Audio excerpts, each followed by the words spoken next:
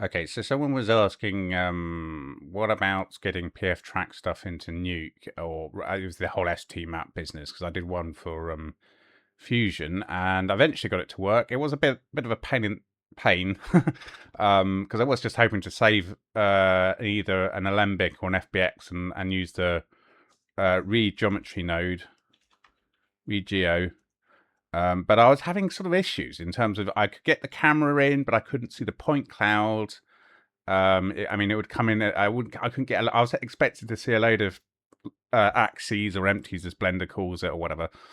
And yeah, so in the end, what I had to do in Blender, I wrote a script to convert the empties, which I'll put on my Gumroad, to convert the empties that you would get from Pftrack to a load of vertices that are then converted into a point cloud. So I'll put that on my Gumroad, because that's quite a useful thing. Because I thought, oh, I'll just load an OBJ, but I think OBJs with just vertices don't open. Well, they don't show up, right? So then the way I did it basically was I converted the vertices to a point cloud in Blender, and then exported that as a USD, and then imported that as a point cloud. So we actually have a point cloud here, which was the USD part, and the camera is the Alembic part. So it was a bit of I was expecting it to be a bit easier than it was.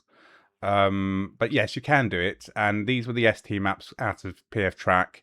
And so this is the understort going to the stmap node source. So here's the source.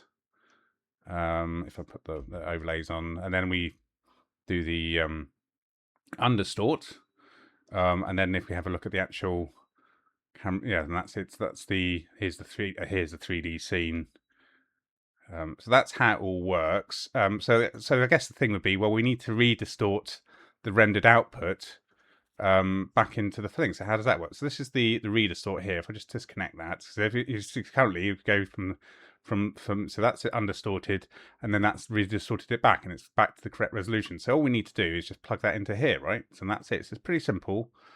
I was wondering how well Nuke's tracker would do this scene, and I got reasonable results, but the understalk wasn't quite as good as I was getting out of Pftrack. But my recommendation is, if you use an action camera or you have access to the camera, put a big checkerboard on a big TV or something, and go and film that, so that you actually have a distortion grid, because that's really the best way of doing it, rather than letting the tracking programs come up with their own stmap or whatever.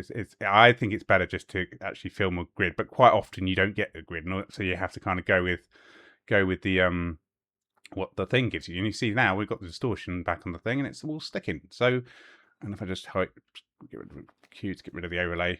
So that's how it all works. So it does work. A little bit of a faff, mainly with the reading the 3D data, but it's actually in Pftrack there is a new Python script exporter, right? So I've got Nuke Indie now, so I know there's some limitations with the Python implementation. Hopefully this will just work, and you won't have to deal with exporting it as an Alembic or exporting the point cloud as a USD. But that was my workaround.